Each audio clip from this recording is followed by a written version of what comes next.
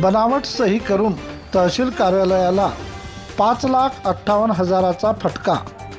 मालेगाव तहसील येथून बनावट सही करून लाखो रुपयांचा फटका दिल्याने मालेगाव पोलीस स्टेशन येथे गुन्हा दाखल।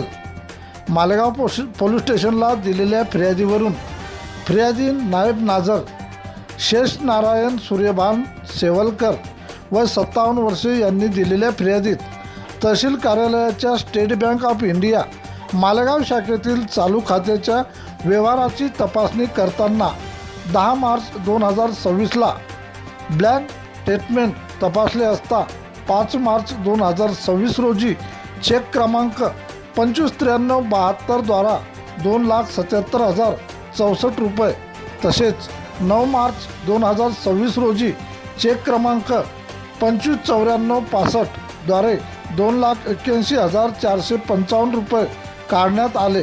सदर चेकची तपासणी केली असता सही शिक्का बनावट असल्याचे लक्षात आले।